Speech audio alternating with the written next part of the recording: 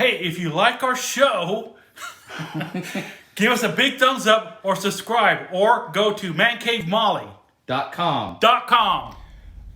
First and foremost, listen to God to see where God's leading you. And I can tell you that most pastors do that already. The other thing would probably be just, be prepared. There's lots of questions.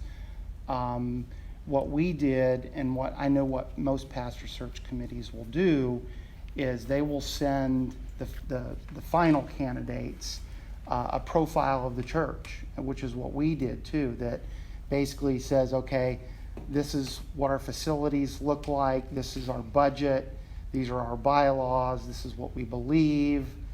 So it's a matter of them, and even demographics. Demographics was big. Read the material, pay attention to it. Be ready for questions from it. How do you think your style fits with what you've read? So that's probably about the best answer I could give. So the church kind of had to sell themselves too, a little bit. Yeah. I would say that's true because, what you don't want is you don't want to mislead a candidate, even unintentionally. Right. You want to let them know. You want to be transparent. You want them to be transparent with you, and you need to be, as a church, to be transparent with them. And that's what we were through the entire process. Welcome to the Man Cave Show. Today we're here with a real good friend of mine, Randy Simmons. But let's back up a little bit and talk about last week. Last week I interviewed Brother Ken, who is our interim pastor, and we went over a lot of things last week. I encourage you very much to go back and look at that video. And we touched upon the transition of a new preacher.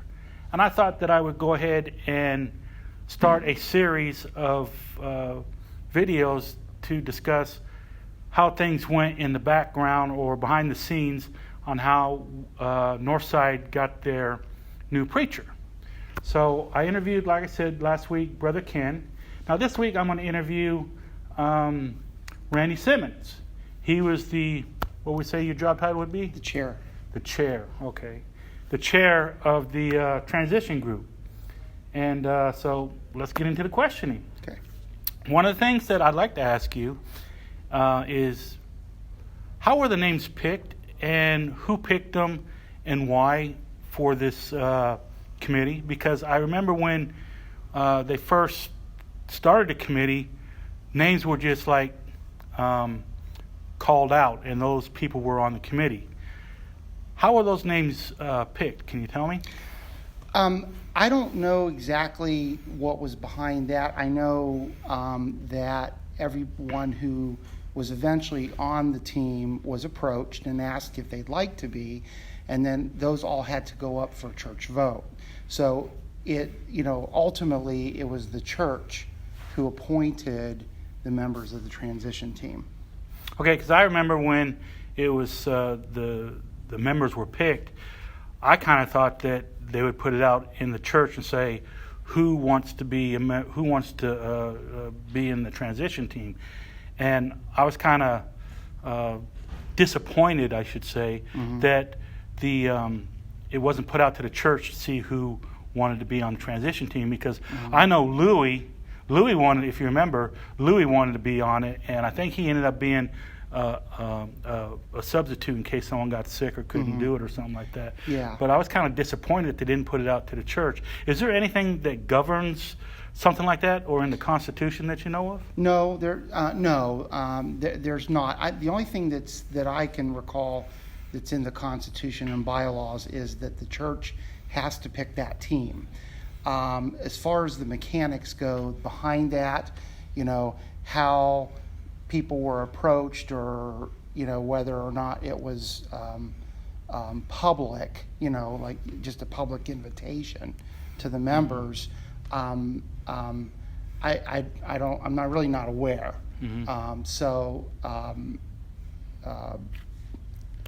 so I can't offer a lot of insight on that. Okay. 'Cause I think if I remember right, when the transition team was announced, I don't think you were originally on it, were you? Yeah. You Yeah. were? Yeah. Okay. Yeah. The only thing, I wasn't. I think it was between me and I don't even remember who now to chair it, and that was worked out in the transition team itself. Okay, so now you guys got picked in the transition team. What's one of the first things you have to do when you all come together? What do you guys got to do to get this thing going? What do you do? Well, we kind of had to lay out just the if you want to call it pecking order of how things were to go.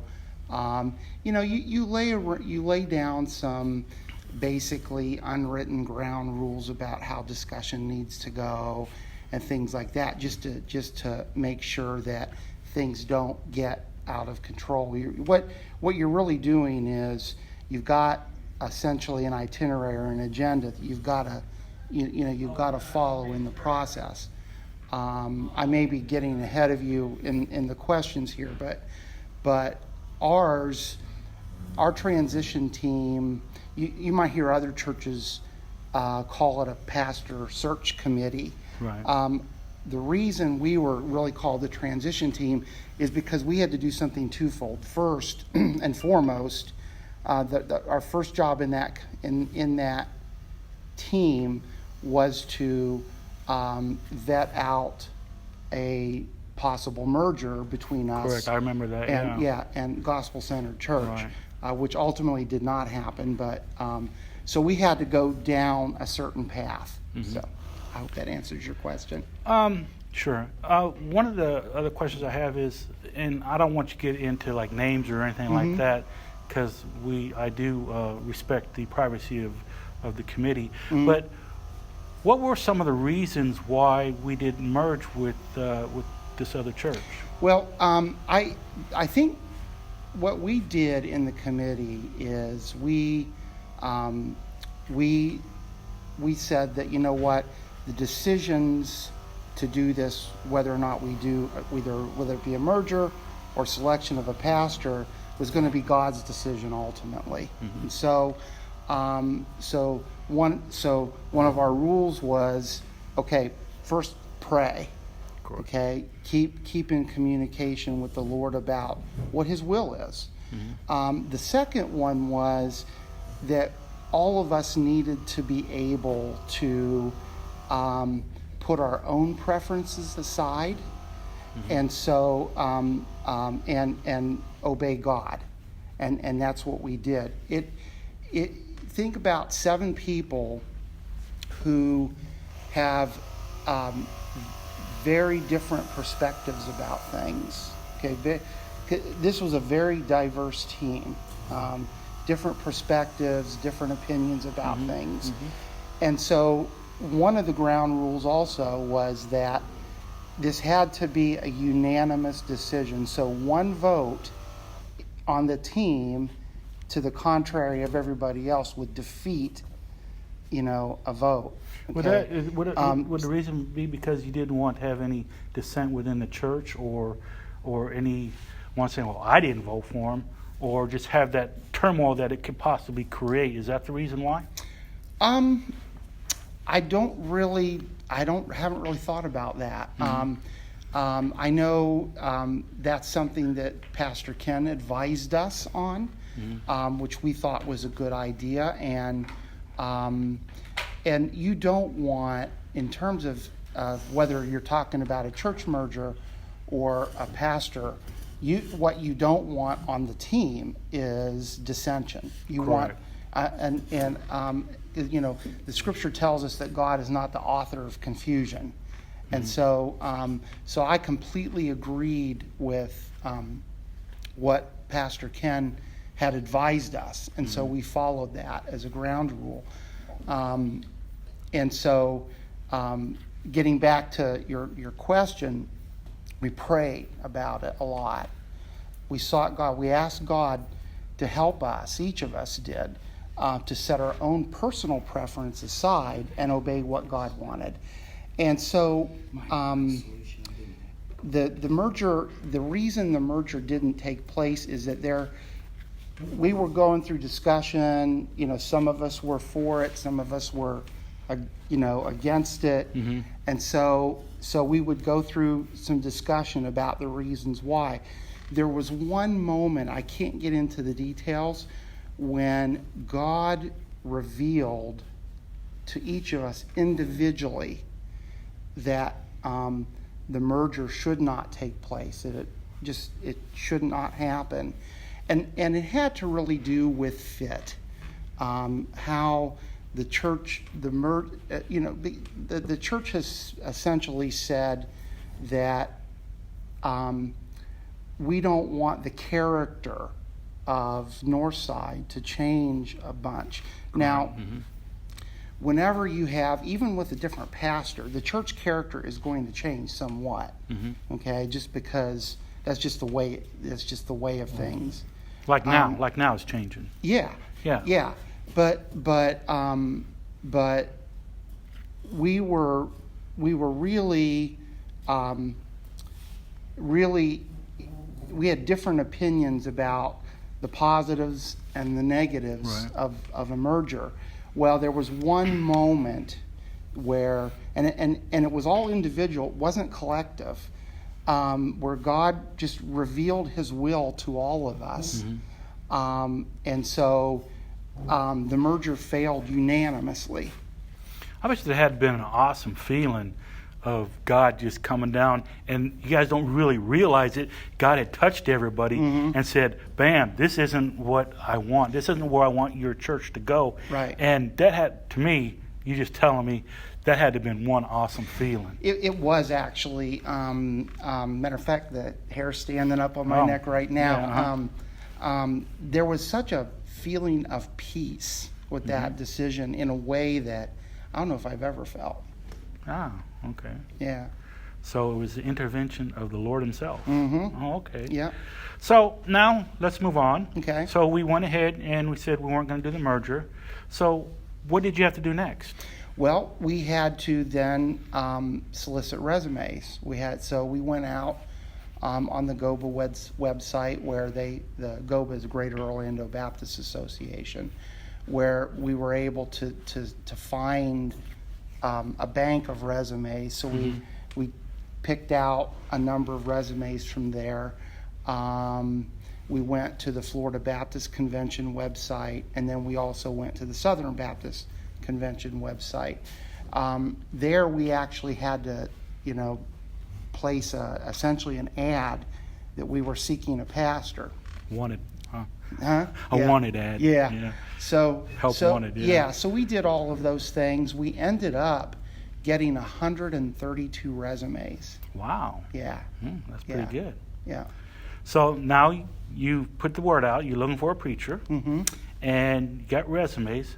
How do you weed through all those I mean, I don't mean to disparaging word. Weed through all that stuff. How do you weed through and figure out who you want and who you don't want?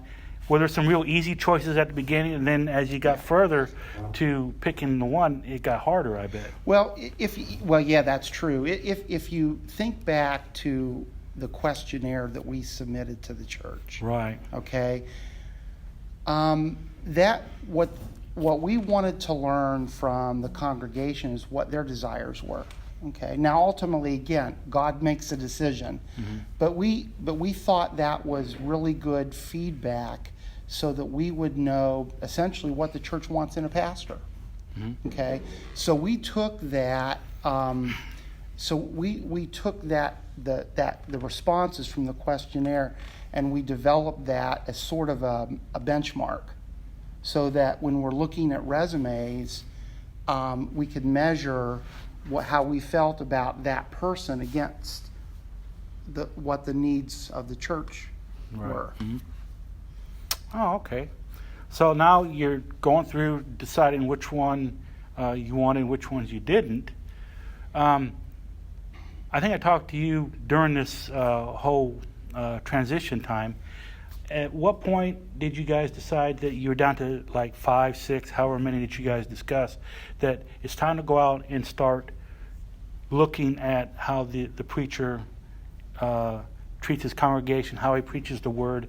When did you guys start going out and looking at other preachers? We did some of that to some extent during the whole process. I mean, there were, if you think about sometimes what's on a resume, the pastor would actually put links on his resume for his sermons. Oh, okay. Some of them were audio, some of them were video, and so we would also look at education. We would look at experience. Education and experience were big. They were high on the list. Preaching style was also high on the list. And so, so when we could, when it was readily available, we'd go out and listen to sermons, or we would, maybe some of them who didn't, we were looking right off the resume. Maybe they didn't have the experience, the number of years that we wanted. Maybe, in some cases,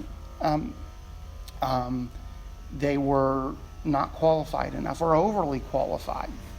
I always hated that when I went to go look for a job. You're overqualified. Well, I don't care if I'm overqualified. I just need a job. Well, how does someone get overqualified? Well, maybe that's not the right way to say it. But for example, if you have a pastor who's, say, got a doctor of divinity,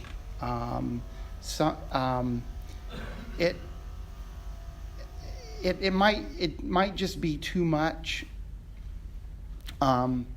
in terms of what the church needs. So we kind of use judgment. It's not something that we could say, okay, this person has too much qualifications, throw them out. No, we didn't do that. It wasn't wrote like, this is the line we're going to follow, and if you're on either side of it, So you really didn't have a measuring stick. You just kind of had the feeling. You had to go by feeling and what God was telling you. Yeah, I'm sure. Right, exactly. Yeah. And it's, and if you think of, I used to have employees under me in places I've worked, and when you're looking at resumes, and I don't mean to approach this from a secular viewpoint, but it does play into it somewhat. When you're looking at a resume, you're trying to capture the feel of that person.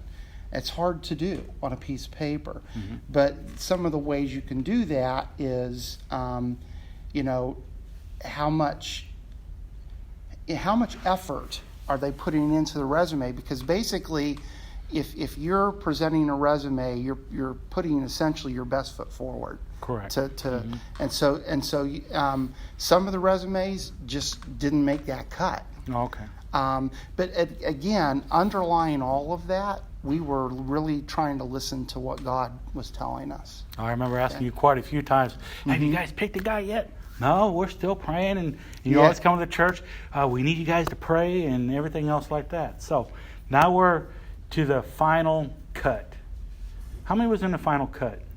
Okay. In the final cut, we got down to 5 or I'm trying to remember this. This is all starting to fade in my memory. We got down to 5 or 6. At that point, then we started really digging in. I mean, much, much deeper than we did before. So you kind of go through this gleaning process. When you start with that many resumes, it's rather easy to the process to filter out, even though it took us months to do. As you narrow the number of candidates down, it becomes much harder. I bet. Yeah. And so we knew we didn't want to start background checks until we got down to the final 3.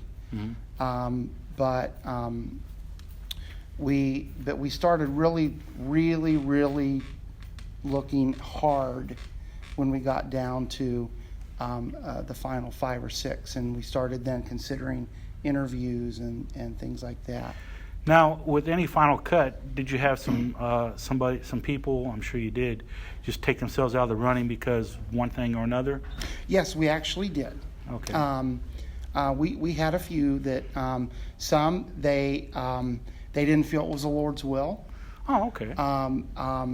And so they took themselves out of the running. Others had